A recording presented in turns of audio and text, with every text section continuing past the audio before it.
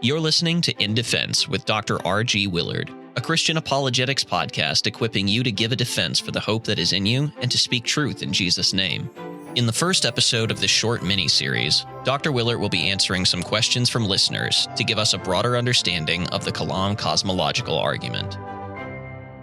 You are listening to In Defense with me, Dr. R.G. Willard, a Christian apologetic podcast bringing you an appeal and defense of the Christian faith. We are back with another series for you. I'm excited for the series, and we have a guest here with us. Before I introduce him, let me tell you a little bit about this series that we are doing. It is called the Checking In series. So one of the things I really wanted to do is halfway through the year and at the end of the year, produce a series where I tackle the questions that I have received on the different topics that we discuss. So that is what we are doing in this series. But in order to do that, I brought on my editor, my man right here, Eric. I almost called you Dr. Eric Stroud, but Eric Stroud here. He's the editor over at The River Radio. He's been doing the podcast and doing all the editing, and he's the wonderful voice you hear at the beginning of each episode. And I thought it would be great to have him write us some questions, because he's the one that has to listen to my voice in these episodes over and over again, in which I apologize for. So what greater person to have while talking about these episodes that we did is my editor here, Eric Stroud. Why don't you go ahead and introduce yourself for a little bit? Tell us about your life. Tell us about the work that you're doing, and just get these guys and our listeners to know more about you. Oh, man, where do you want me to start? Start from your birth. No, I'm just kidding. So, just tell us a little bit about your age, relationships, work, maybe a little talk about your Christian faith. And I have been working. So I'm a producer here at the radio station, and it's 104.9 The River here in Columbus, Ohio. And about, I want to say 8 months ago, we started working together. Yeah. It's probably been around that month, about that long. Has it been 8 since we were recording? Something or just like sort of that, dialoguing about the idea? But I think it's been a while. But yeah, I started working here a couple of years ago, and my primary job is to produce podcasts and video stuff for the radio station. And I'm a graduate of a Christian university here in Ohio, Cedarville University, just about an hour south from here. And over the course of the last 4 years or so has been a pretty transformative experience for me, not only professionally, because I've had to grow up and move out, but also I have been kind of tackling a lot of theological things with regard to some of my relationships with my friends, my coworkers, my fiance. I'm going to get married next month, which is super weird. Yeah.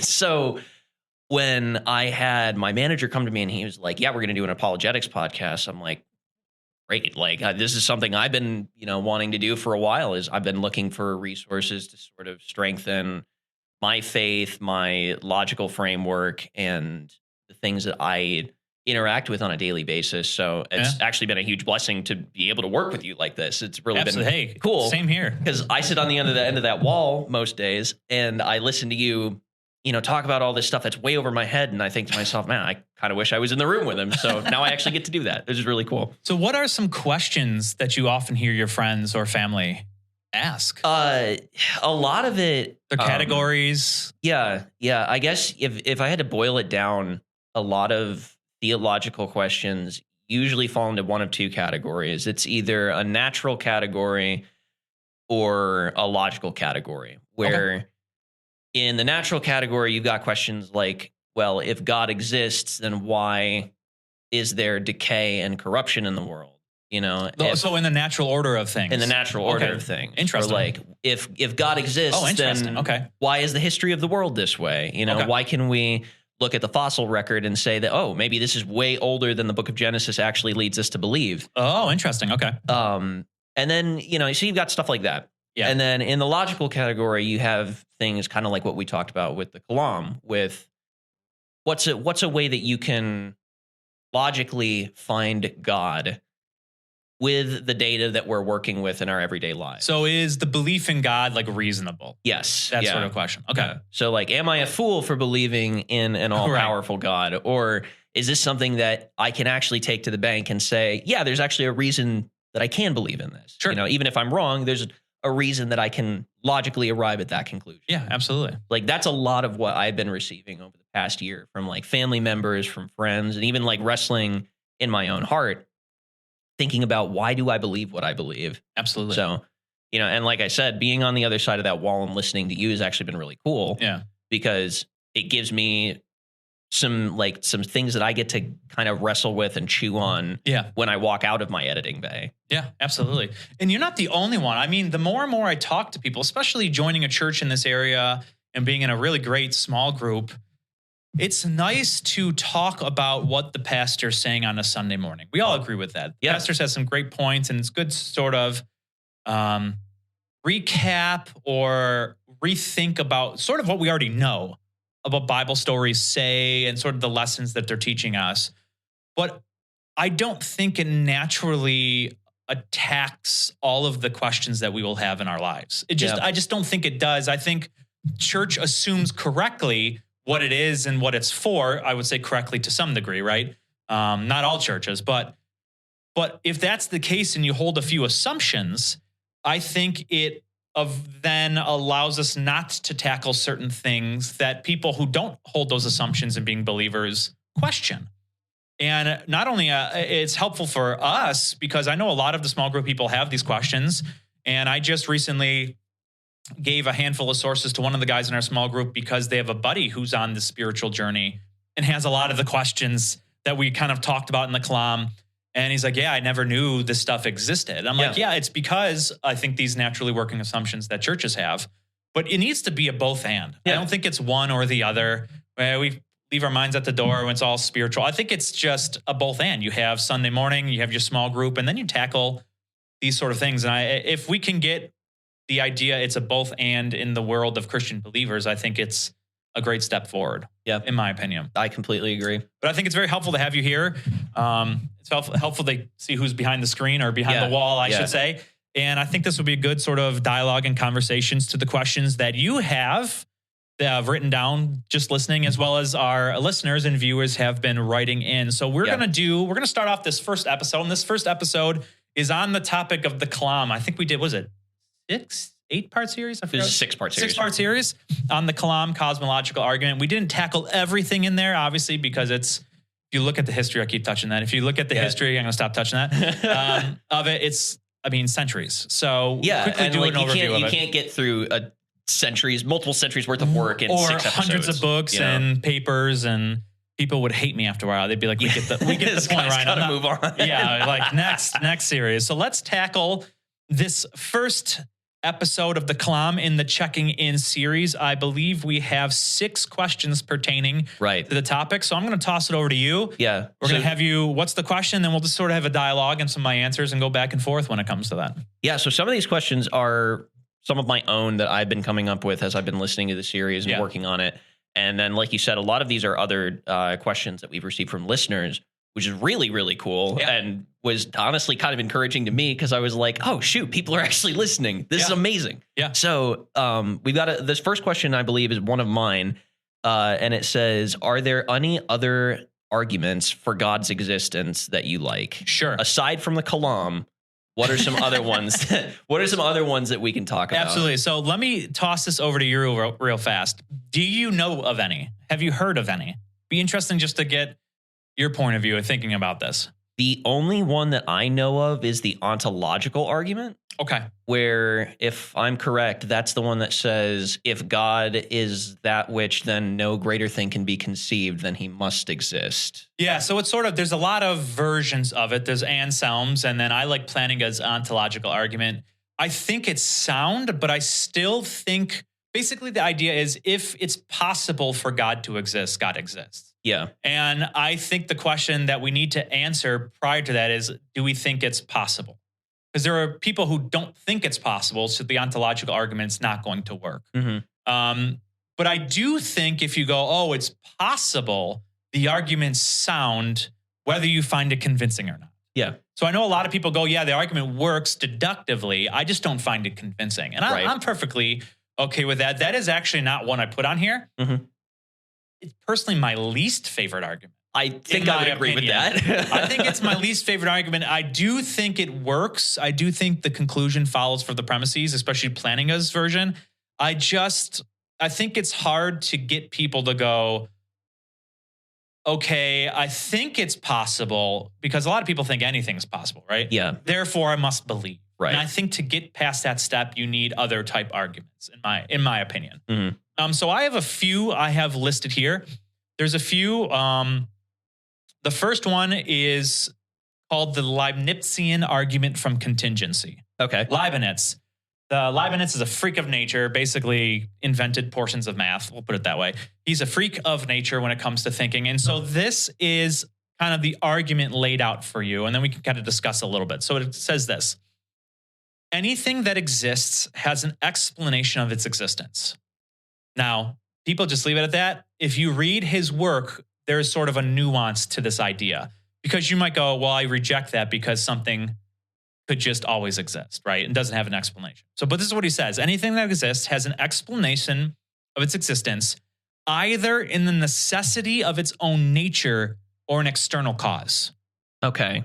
So either it exists by its own nature or has a cause that's external to itself. So in that, you would say that God is the exception to that, where he's the... I don't think he's the exception to that. I think he would say, well, he exists by the necessity of his own nature. Of his own nature, correct. Yeah. So there's either two forms. You exist by necessity or you exist by contingency. Yep. Either in your own nature, right? Or by the creation of something else. Right. Something you're contingent, and there's something that brought you into existence. Mm-hmm.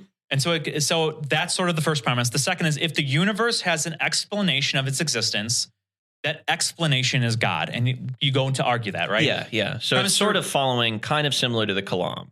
So it's in like deductive form, yeah, where if the premises are true or more likely true than not, we should accept the conclusion, right? Premise 3, the universe exists. Premise 4, therefore the universe has an explanation of its existence, which comes from 1 and 3, right? Conclusion, therefore, the explanation of the existence of the universe is God. So what you would do here, clearly, 1 just seems obviously true. I don't really know of any other 2 possibilities.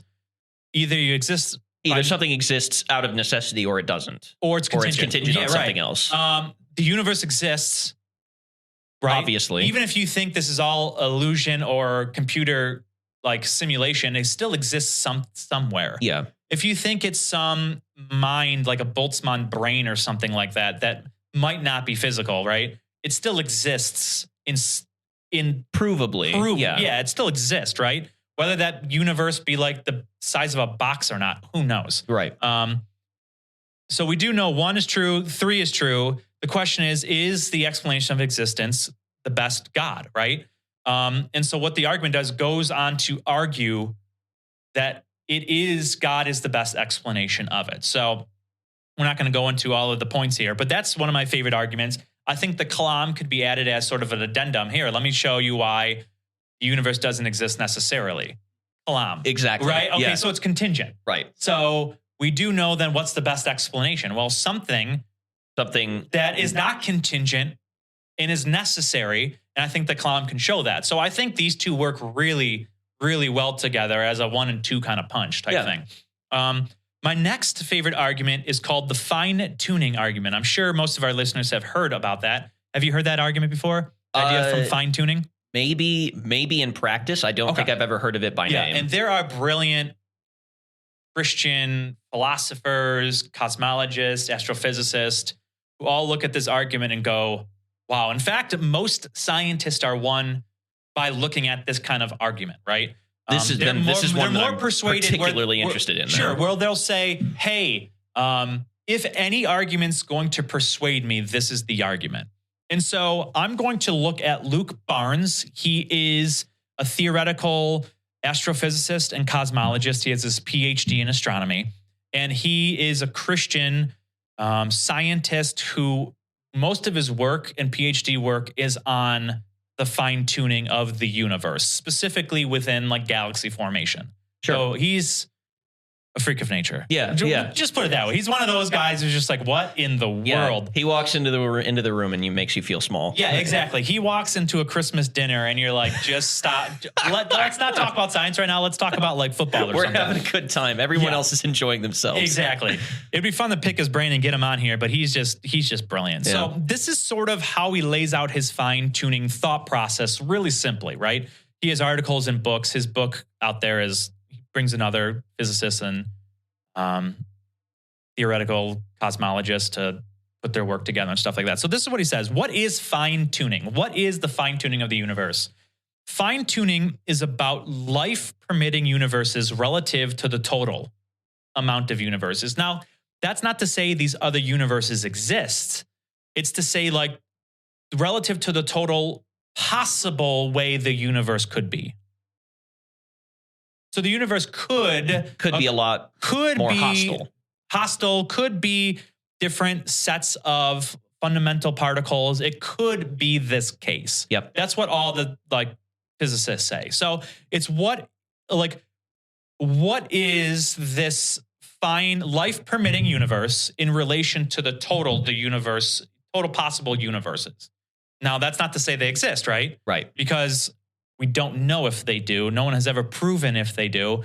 There's a lot of scientists out there say even if they do like have bubble universes or multiverses universes, you could not ever even go to them to prove they exist, right? It's all theories at this point. Right. And so this is what he says. Any universe that could exist will be unique and strange in its own right.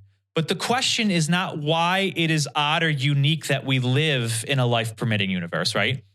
The question is how finely tuned it is to have a life-permitting universe. Okay. So this is what he says. But the question is not why it is odd or unique, but whether a life-permitting universe is. The question is how tuned it is not just to hit our universe, but to hit a universe in general that can permit life. So it's not just how weird our universe is, how finely tuned, how our universe can produce life. It's how tuned a universe might be to at least be life permitting. Yep. Do you see the difference? Right. It's not looking at a universe and going, oh, look at all the cool numbers that we can do, but it's how like tuned a universe must be to just get life in general. Life in general. Yeah. Right? And so this is the number he puts out when it comes to the probability.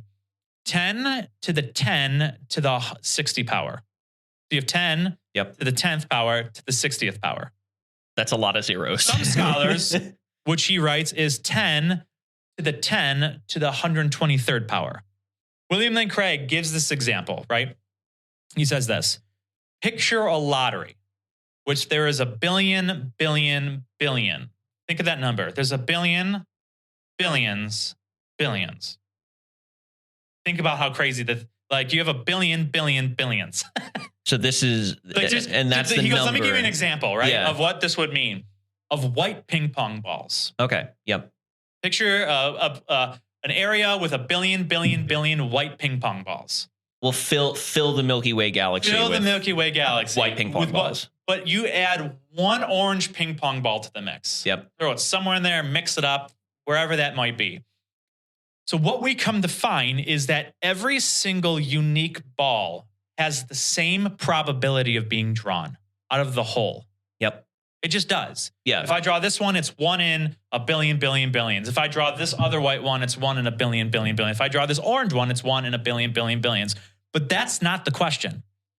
The question is, and it's insanely, overwhelmingly more probable that you are going to draw a white ball over an orange ball. Yeah. Right? And that's the idea of when we look at the fine tuning, what is like how tuned it must be to have just a life permitting universe in general of getting that orange ball.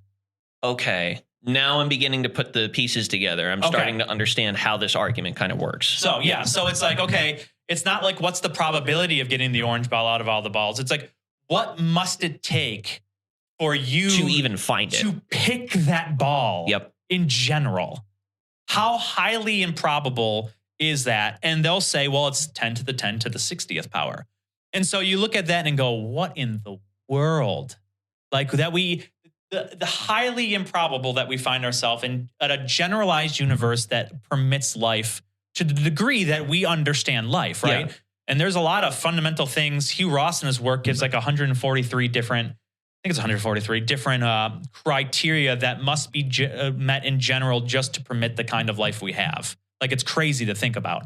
And this isn't just like, we aren't even talking about sapient life. We're talking about, or excuse me, at the life at a single cell level. We're talking about sapient life. If you want to say there are other planets. Yep. And Hugh Ross has a good book on aliens, which I'll get to in one of my arguments. If you want to say we have a life with single-celled amoebas, I'll go, okay, I don't care if we have a planet out there. I'm talking about like, do we have carbon-based life form that meet in specific areas that meet the 143 specific requirements to get the kind of life we are? Right. Right. And if you want to say, yeah, there is this dog on this other planet, I don't really care. That's not the kind of like, that's not what we're talking about. Yeah. We're not talking about that. So there's three options in the literature to explain the fine tuning. Okay. Right. It is chance, necessity, or design. Those are the three options in the literature: chance, necessity, or design.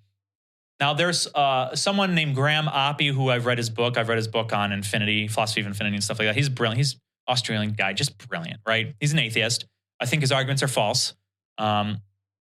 But he argues without evidence, and I just without evidence, he just asserts that every fundamental particle exists by necessity. Of its own accord. Meaning we are like our universe is necessary. Yes. There's no reason to think that. I don't know one scientist that thinks that it is logically that the fundamental particles could have not been something else or a different number or arranged in a certain way. Mm-hmm. And so you just can't assert it's necessary. You need to prove why they couldn't have been something else. And I don't know one theoretical physicist that doesn't think, oh, it could have been something else. In fact, a lot of their work on this uses mathematics to show that it could be something else. And so I think necessity, without any argument, is just off the table. The universe could have been something different. The universe doesn't exist out of necessity. Sure, it could have been a different way, which doesn't produce life in general, right? Yeah. It's very easy to understand. Very possible. Very possible. Especially with the number that you just gave me with regard to the likelihood of it actually not being any of those things. True, right, exactly. And so the next thing is, okay, if we don't think it's by necessity, is it by chance? Well, we'll then look back at these numbers and go, what is the chance of 10 to the 10 to the 123? I mean, like that number is so insanely small to think about. If you used that number in any other aspect of your life to make a decision and went, okay, like, is my chance of not getting in a car accident today, not getting into it, this number, I would never get in my car. Yeah. I would wait for tomorrow. Yeah. If someone stepped down, hey, just let you know, your chance of getting into a car accident is not getting in a car accident, meaning I will, is like this crazy. Yeah. I'd be like, okay, I'll just wait for tomorrow because I would be irrational to think that I'm going to be safe in my car given how crazy this number is, right? Yeah. And so to think it's by chance, you would have to, I think, justify why this billion to the billion to the billion number is a rational number to think it just happened by chance. Yeah. And it's somehow more probable than and you can go to multiverse theories, which has never been proven. There's so many arguments. We can do a whole episode on that. I think there are Achilles heel death blows to the multiverse, such as an infinity argument. I think Boltzmann brain argument. We'll talk about that later. So if you don't think it's by chance because it's so small, and we know it could have been something else, the other option is design.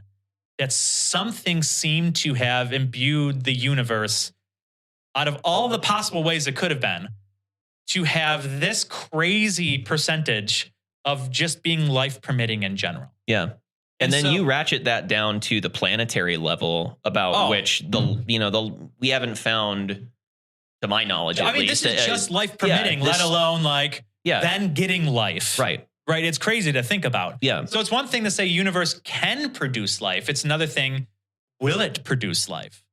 And what will include it to need to produce life on top of that? Yeah. So once you look at that, you go, okay, maybe the design hypothesis is starting to look very probable on top of all of the other arguments of Kalam, Leibniz contingency. Right. Like you start going, whoa, maybe design. Maybe that's not such a far-fetched thing. Maybe the probability of design is looking greater than 10 to the 10 to the 123rd power, right? Yeah.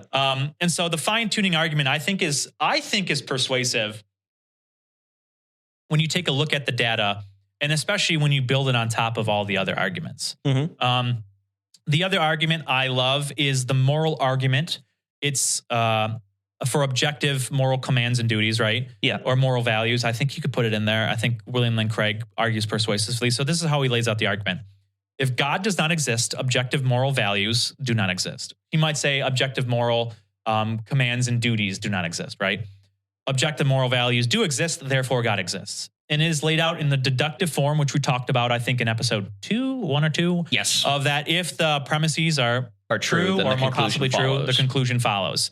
And so what he does is he shows that, one, we all believe objective moral values do exist, right? You might not, but you might be the guy that goes, oh, dear Lord. Yeah. Like if I were to say to you, I think it is morally wrong to sacrifice and kill babies just for fun. I don't know of a person who really isn't kind of put off by that. Yeah. That would go put off by that. That wouldn't go, I think you're right. I don't think we should just slaughter innocent babies because you're bored on a Thursday night. Yep. Right? Right. And if that's the case, my next question would be like, well, do you think that stands for people 100 years ago? Do you think that throughout all of history, yeah, that should be the case. That hasn't changed. That fact is true. And if you go, sure, you're making a non-subjective fact on all of culture throughout history that, no, this is true regardless of your subjective point of view. Yeah. And if you don't think this is true, right, then clearly your subjective point of view is not functioning correctly. And so that's what people would say. Yeah, I think this is objective in that way. It doesn't require cultures or your point of view to say it's true. It's just true regardless of the fact, right? Well, because that was going to be my next question is then how do you justify any kind of objective truth? If like, sure. Well, that's what he's getting to, right? Exactly. Let's say, for example, like you do have a truth that can be assumed to be objective. I don't know that you could ever prove something to be completely objective unless you got a unanimous vote through all of history. But so here's the thing. Even if everyone throughout history unanimously voted, it doesn't prove that's objective. Okay. It just proves everyone's subjective frame points in that direction. Points that this is what they believe to be true. Right. So but what the whole point of showing this example is to show that you at least believe that some things are universal. Okay. Right? Yep. You at least believe some things are universal. And I think people would say that it's not just our subjective point of view that perfectly matched up. Mm-hmm. Right? People would say, no, this is true universally, objectively, independent of what you think. Right. I think that's what people would say with this. If you don't, then you have someone like I don't say they're Hitler, but you have frames of mind that can give rise to Nazism, where Hitler didn't think this was the case. Mm-hmm. That what is true of the Jews is that I can do whatever I want to do. And I live in a subjective moral frame that's good for our culture at time. I mean, that's what they argued in court, right? Mm-hmm. How dare you put your moral values on us, right? And then the judge basically said, there's a law above our law. Right. Meaning there's an objective moral law that you violated, so therefore I can do this for you, on you. So the question is, if God does not exist, objective moral values do not exist. So here's the problem. If our moral values are just regulated to our subjective point of view and culture, right? We can't say there's something true that sort of transcends our personal point of views, our cultures, the way we want to do certain things. Right. That makes sense? Yeah. And so if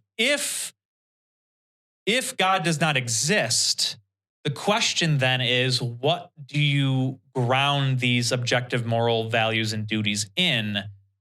if all that exists is nature and culture, you have complete subjectivity, Right. where the claim of someone like the Germans are true. Why? How dare you say we're morally wrong? Yeah. What you have then is someone who has more power that can punish someone. Correct. Does that make sense? Yeah. And so if God does not exist, he goes, what then do you ground it in?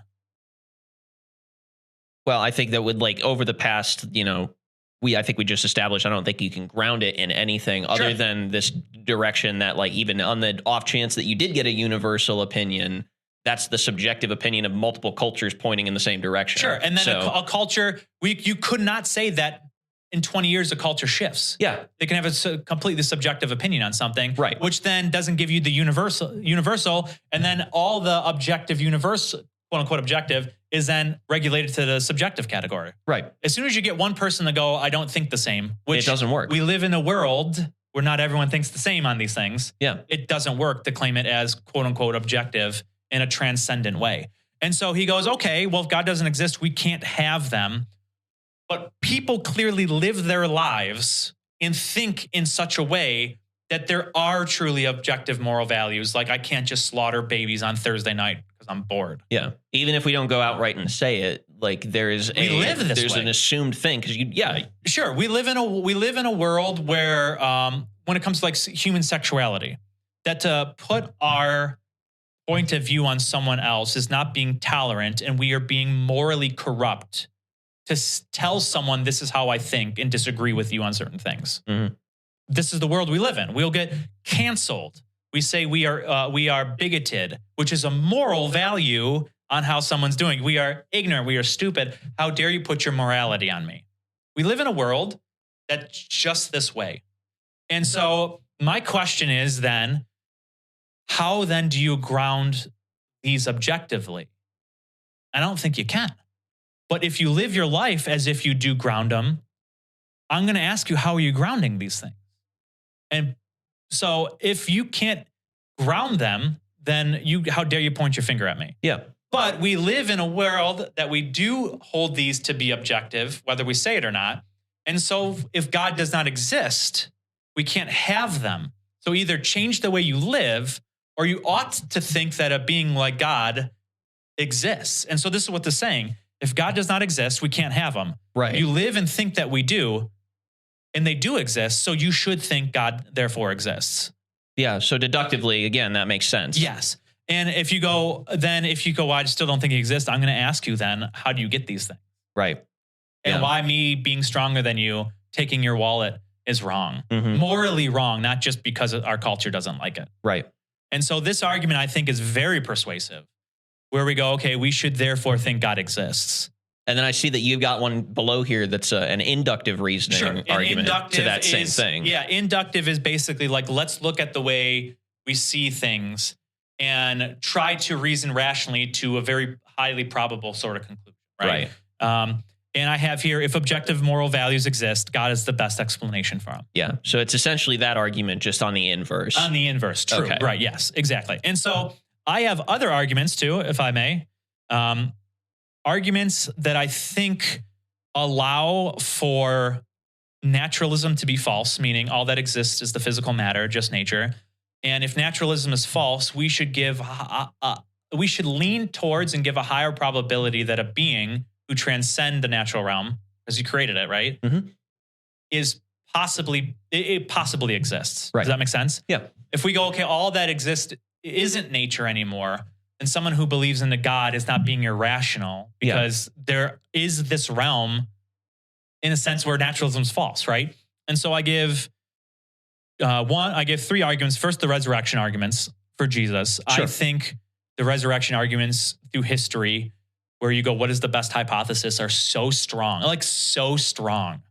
that you would need something so heavy to outweigh them that I don't think it's possible, in my opinion, given everything we know of historicity, given what we know the disciples claimed historically, given what the ancient Jewish sources, extra biblical, were. Hallucination is always like the main go-to. And when I get to the resurrection, I think hallucination by scholars, like actual medical doctors, they say this is the worst argument you could possibly have. Yeah. Which is the number one argument they go to, right? Right. Nowadays, people are going to arguments for aliens, and which I'll get to that in a second. I'm actually really excited for this one. The resurrection stuff? No, the alien encounters. Yeah, Because like this is honestly, I'll be completely honest with you. This is one of the things that like for me, if there is an intelligent form of life beyond our Earth, I think that would be the strongest contention in argument against God. From my perspective, and my perspective is actually an argument for God. I am so excited to hear this. Because do you mind if I kind of like expound on what I mean just before we get into this? Go ahead. Yeah. So the way that the resurrection has always been explained to me is that you have this doctrine of Jesus, who is the kinsman redeemer of mankind. Sure. He came to redeem a mankind that sinned against him in the Garden of Eden. Right. Knowingly took on this sin against a perfect creator. Sure. And brought sin into the world as a result. Yeah. So if Jesus came back to redeem mankind, then that necessarily means, at least from my perspective, that there aren't other intelligent beings that require salvation. And if there are, he would have to use a mode unique to those beings, which is never mentioned in Scripture. Sure. And so therefore, by conclusion, my conclusion would then follow: God is not the God of E.T. You know? Okay, that's what you're saying. Yeah. And if he is, then I should expect that there would be some kind of biblical evidence to point us that, like, hey, we're not the only ones here. Right. You know? Yeah. So I would love, I am so excited to hear what you've got here. So I like your thoughts on that. I do, and we'll skip to that next, and I'll go back to the NDE arguments. I do think there's two things I would point out in this. I'm trying to get my thoughts correct here. Yeah. First, it says he came back and died once and for all for mankind, right? Yep. What doesn't follow from that is that he couldn't have redeemed these other creatures in a different way, that their sin didn't require a different kind of redemption. Right. Right. It doesn't follow that they're sinners in the first place. If he doesn't give them any moral commands and duties, they could do whatever they want. Right? I don't think lions attacking prey are immoral and need salvation. Right. In a justification legal sense. Right. Yeah. So I think they could be creatures like that if you think they exist, that kind of thing. I do think he doesn't need to tell us in Scripture. I think, if anything, someone can make an argument that it is sufficient for our salvation, everything that he has allowed us to know. And that doesn't follow that there's not other information that he could still tell us. But I do agree with you, given what I know. I think Jesus is still in human form in a different kind of way, that he's still by the right hand of the Father being our high priest for us continuously. Right. Does that make sense? Yeah. And so I think Jesus wouldn't take on the nature of these other things, or else you'd have to have some sort of theory where he has like three natures now. Yeah. And if that's even possible, if he still stands in relation to human nature, can a human nature take on a different kind of nature? I don't think it's possible, but I also don't think it's necessarily the case that don't exist if what we have is what we have. I do think there are hypotheses that lead you to a different conclusion. Okay. And so let me, what do you got? One of these episodes I'm going to get his approval, Hugh Ross's approval, because I belong to the Reasons to Believe. I'm in their theology scholarship thing. Actually, when I got invited in, he was the guy that interviewed me, Hugh Ross. So it was kind of cool. He's such a nice guy. Reasons to Believe, go check them out. They're brilliant people. And he has a book with, I forgot the third guy, but I know Kenneth Samples. He's a philosopher. And it's a book called Little Green Lights and Little Men. I'm going to do a book club series on this podcast. I'm going to go through chapter by chapter his argument from the book because it's brilliant. And so here's a quick synopsis of his book. There's two hypotheses in the literature about this. One's called the dimensional hypothesis. The second is called the interdimensional hypothesis. Okay. And what they argue is the interdimensional hypothesis gives you a higher probability to believe that what Scripture says about the way the world works is true, given what we know of the data. And so they look through all of the data through like the Blue Book Project, all of these things, right? There's actually, I forgot the name of the third author, but he actually worked for the government in the Area 51, was it 57, 51? Area 51 site. And he knows what's happening. He kind of gives us a clue of what's happening in the literature. And so, but they do the research that I think was through John F. Kennedy and still happening today. And they've determined that a high percentage of these things where people are on the news saying, oh, look at this, is actually known about. It's in the government documents. Here's the proof of it. And there's a lot of things that are fake that they can prove. Here's all the documents that they have. Now, you might have a complete skeptic that goes, I don't believe anything. Mm-hmm.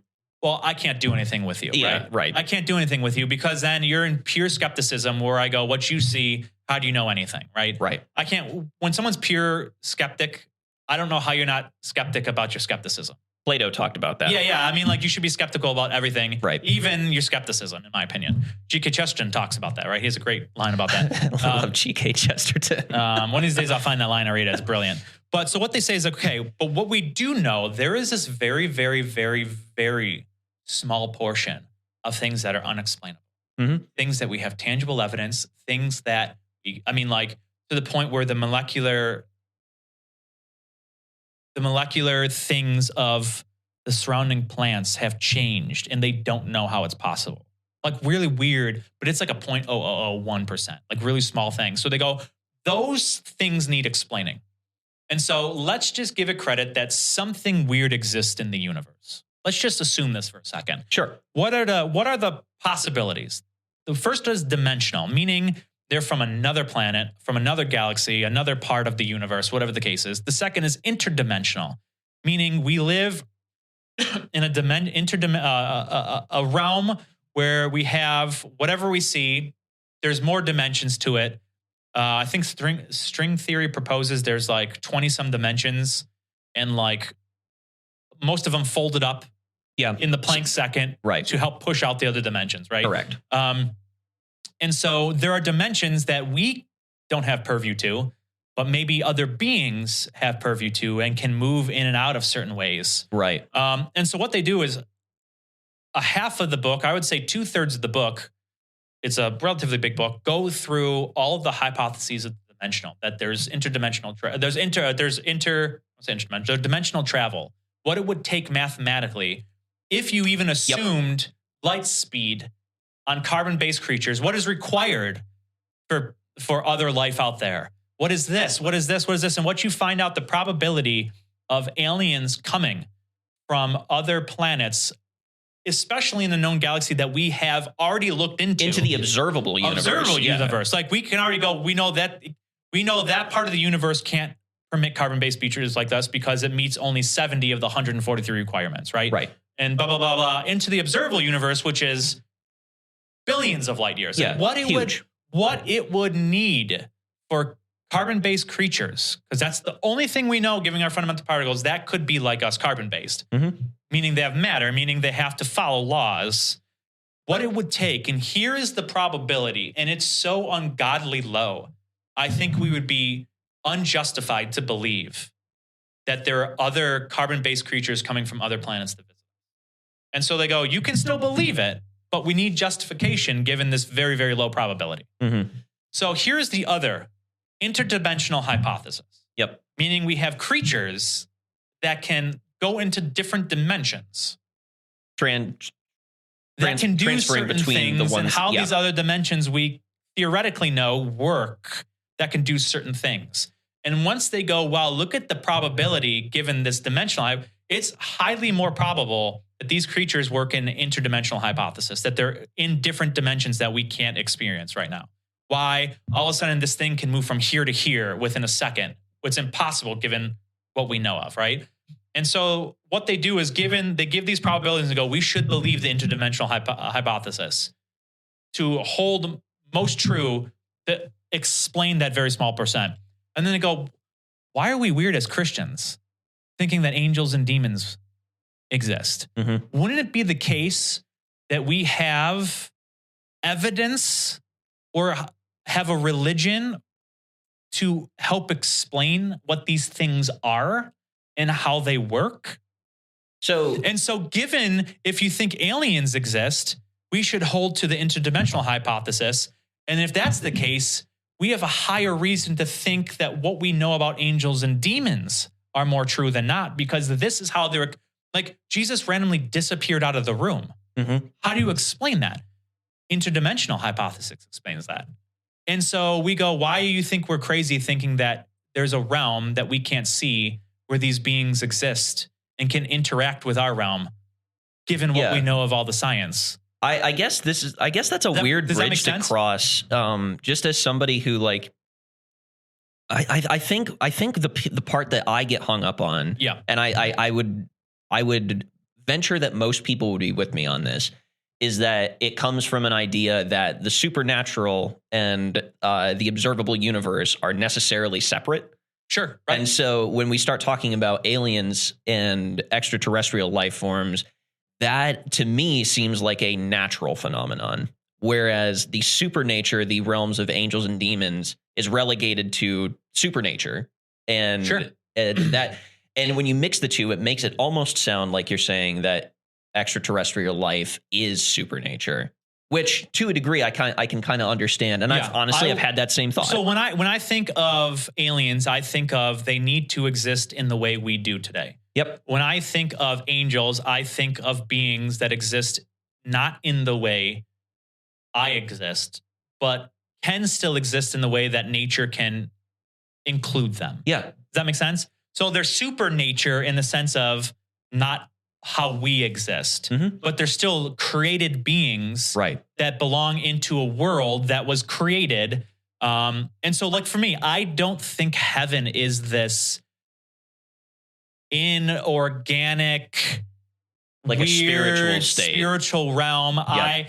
I think so. Well, let me put it this way. I think heaven was a created realm that is a different sort of dimension than the dimension we exist in our physical life we do here. But that doesn't mean it's not natural in the way God created everything. Right. But it's not natural in the way we exist in the here and now. And I think that's a good way to look at it. Yeah, and I think I just finished reading Miracles by C.S. Lewis this week. He has a chapter in there where he talks about the reality as we see it, and it's kind of like string theory, just way simpler. Yeah, is the reality that most people live in is they observe the universe on a floor, a single floor, and so everything that must exist exists on this floor.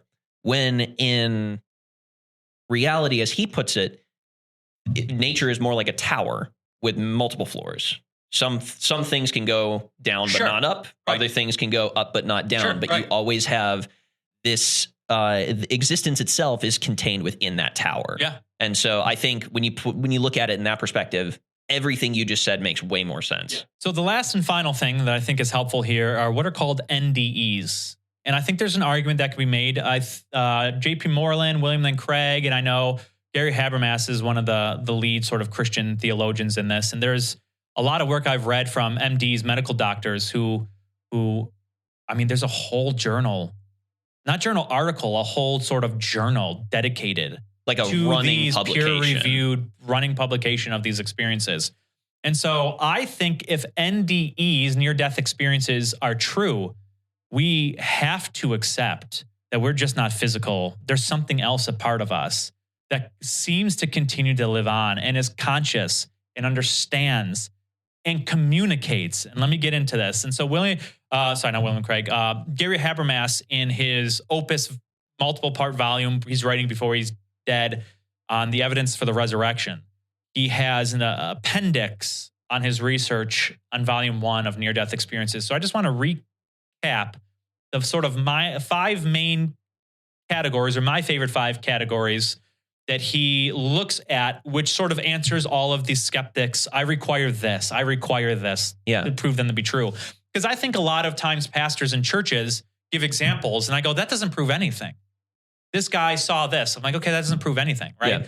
What we need is tangible things that can be verified, and things that can be verified in such a way to believe if it was like a scandal would be so highly ridiculously improbable. Unlikely, yeah. Very unlikely. let me give you the 5 categories I think meet the requirements to hold that NDEs should at least be something we take very, very serious. Yeah, I'm excited about this because I've had friends who have experienced this. Yeah. So the first was evidential. I'm gonna say NDEs from here on out, so I don't have to keep saying near-death experiences. Please. Evidential NDEs, corroboration within the room. Okay. Meaning they are, and it's not just like they're unconscious. They are medically dead for 10 to 15 minutes, and they're still being worked on, like medically dead, where no brain activity, no heart activity, past the time that the blood really should be pumping through their body. And they experience things within the room that you cannot explain. Let me give you one example from this. One example that I read was there's this older lady, it's a famous example, older lady that was medically dead for a while. And she noticed, like, where am I, right? She noticed that it was her body being worked on. Like, literally, you can tell, she could tell what they were doing, what they were dressed, all that stuff. And that, out-of-body experience. Out-of-body experience. And you all know, like, I saw you doing, like, CPR and putting it, like, okay, we all know that's how it happens. Then she started to go above the ceiling. And all of a sudden, she came back to. They got her back. Brain activity gone. Like, all this is measurable. You can see the journal. You can look up the journal. It's all free for everyone to look up. And she told the doctor this experience, and she told the nurse's experience. And I'm like, okay, whatever. She's like, no, let me prove it to you. If you look on the top of the machine, I can tell you the serial code number. And she tells the serial code number. And you got to understand, this is a machine that is like a big machine in the room that's like 3 inches from the ceiling. Where, I mean, this old lady walked into the room. Yeah. You're not going to go up there with a step ladder and right, check. Exactly. So what ended up happening is when they were doing some work in the room, the doctor said, hey, I want you to do me a favor. I want you to go up there and I want you to give me the serial number. And it was identical to what the woman said. And it was like long, multiple letters, multiple numbers in a specific order, where it was on the machine, the color of the letters, the color. I mean, it was like... Not just something you can commit to memory by looking at it. Correct. Yeah. Something that you would have to say the maintenance guy set this up with this poor old woman who just so happened to randomly die. Like, yeah. And the doctors can't explain it. Right. And there is a corroboration of tangible for people outside the story going, I need to check on something that it is so, you'd be irrational to think that woman got up on the step ladder to look at these numbers and set it up. Right. Yeah. And so we have, thousands of these experiences of the same sort of category where they can corroborate within the room. The next one is evidential NDE corroboration at a distance. And this is what they mean. There are examples where persons have left their body, have gone through the roof in this whatever sense, their mind, their consciousness, whatever sense that is. Yeah. They didn't really know. And they started going across town. And they found themselves at a family or friend's house, looking in to their house. They can name what the person wore, their conversation, joke, they were cooking, what necklace they had on, who was at their house with them, what their neighbors would like, things that they were doing. And they came to, and they go, hey, this is what I experienced. And the doctors go, okay. They contact the family and friends with all this information. And the family and friends are like, what the heck? This is identical. So these NDEs are experiencing things at a distance that no one should know, was never told. They didn't visit the person the day after. They didn't email or call the person. How do they know these things? And the doctors check in on it. And it is found that every ounce of data is specific exactly to these minute things that are being said in conversations. How did this person know? Here's another one. Evidential NDE corroboration concerning previously deceased persons. Okay. So this is like a where Jesus and Elisha kind of deal. Kind of, yeah. Where there are, this one child met a deceased child where the parents had an abortion and never told anyone. And they said, hey, this is what happened. This is the information. This is the child's name. This is where you did it. This is how you did it. This is the doctor you were like, they knew all this information. And the parents came to and they go, Mom, I met so-and-so. Like, who? I met your first child, so-and-so. And the parents never told the kid. Like non-believers too. Like this is great. Like, and this is all experienced with people who should be dead clinically. And so you have conversations and knowledge of previously deceased person that there is no way this person should know of this. Next one, evidential corroboration from shared NDEs, meaning people share simultaneous, they share information. There's examples where people have died in the same hospital at the same time, and they share in the information with each other of what's happening, who they are. They experienced it together. They know each other. They know their names. Where like you got rushed in unconscious in two separate floors. And they met each other and understood and had conversations like crazy. And they came back and the doctors checked in on everything. And like, yeah, was your guy dead? Yeah, he was dead for like 5 minutes. Yeah. Is that nuts? And the last one is evidential corroboration from sightless NDEers. These are people who are born blind, coming back with information of things they saw that is impossible for them to know because they were born blind. They were born blind, yeah. And if this is true, and we can peer review from the medical point of view, go, oh my goodness, it is reasons to believe that we are more than just our physical body. That there is something that is spiritual, I should quote it in that way, right? Yeah. Whatever that means. Something beyond naturalism. Something beyond naturalism. What I also think, and I'm going to speak to you Christian listeners here, I think if this is the case, it is good evidence.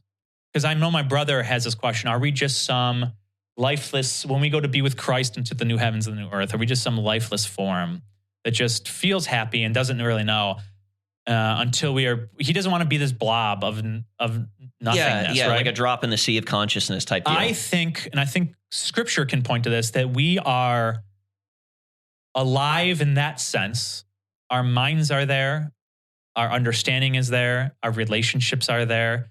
Our understanding of what feeling good mean is there. Scared mean is there. I think our soul is alive and active, even if we depart from our physical body. I think when our soul's put back into our physical body, it uses it to experience things, right? But I do think this is good evidence to go, like when we go to be with Christ, there is a joy we experience immediately. Yeah. And we are aware that we are in fellowship with him and I think others. Yeah. And which is a cool thing to think of. We're not just this lifeless form until God knows when he comes back. You know what I mean? And I truly don't think that God would do that anyway, just given the accounts in Genesis about what the old creation was supposed to be. Right, exactly. He created humans to exist on earth as an experiential being. Sure.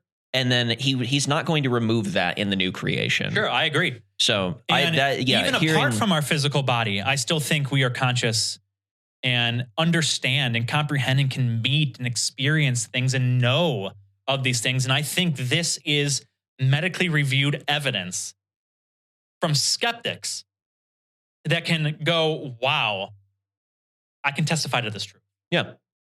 And I know a lot of doctors wrote books becoming Christian because of these experiences that they themselves were skeptical about and took a dive and looked into. So fascinating. Yeah. So this is what are the other arguments for God's existence that I like? I know we have 5 more for you, but we are going to then put this in a part 2 of episode 1. We didn't think we'd go this long on this one, but on our next episode, we're going to tackle the other questions and see as many as we can get. So if you have any questions or want to drop us a comment on new topics or ideas, or even come alongside this podcast in prayer or financially support, please email me at ryan@ryanwillard.org or go to the podcast page at riverradio.com. Thank you for tuning in. We're going to see you next time on In Defense.